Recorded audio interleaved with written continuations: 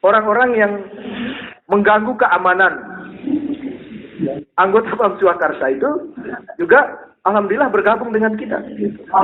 Dalam arti mereka menyatakan dukungannya. Nah, bagaimana memanage orang yang setiap malam itu bermusuhan, saling intip, gitu ya? Ini yang mulai terjadi. Hanya saja memang terus terang kita kekurangan amunisi dalam stiker, baliho, dan lain-lain gitu. Nah, maksud saya sekali lagi ini untuk klarifikasi, walaupun antum belum protes ya secara resmi, kenapa Pak Suryadi turun sendiri tidak melibatkan struktur yang membentuk panitia gitu. Karena memang khusus di Lombok Timur kita setidaknya ada 4 tim yang berlapis ya. Tidak satu di antara yang lain itu menjadi bawahan, masing-masing menjadi atasan sendiri-sendiri gitu. Karena tidak mungkin dipertemukan. Ya, tidak mungkin dipertemukan. Tim Ali BD dengan timnya Sukiman itu tidak mungkin dipertemukan.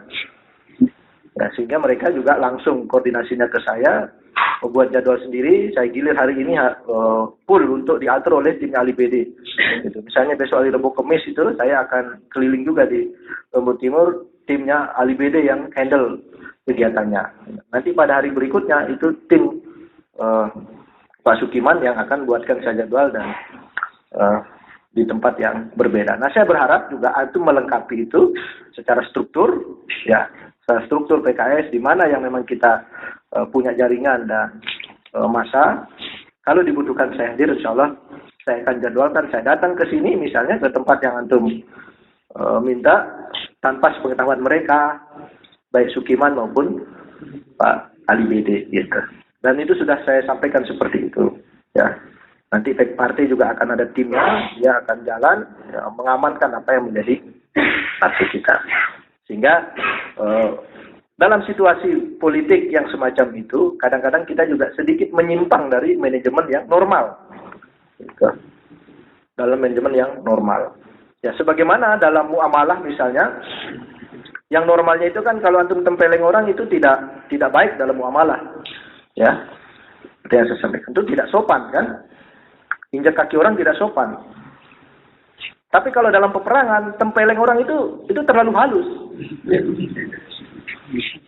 Ya. Nah, justru leher dipotong itu baru pas gitu. Nah. Dan ini sama-sama fikih mengatur itu gitu. Nah, sekarang kita ini, pertempuran politik ini di mana posisinya? Apakah kita muamalah biasa, sehingga mengkritik tidak boleh, ataukah peperangan kita yang kita boleh menusuk orang, gitu kan? Nah, Dewan Syariah harus mengkaji itu. Menurut saya di antaranya, ya. Jadi di antaranya gitu. Ya. Karena ada beberapa kader yang kok kita menyebut menggibah orang, gitu ya.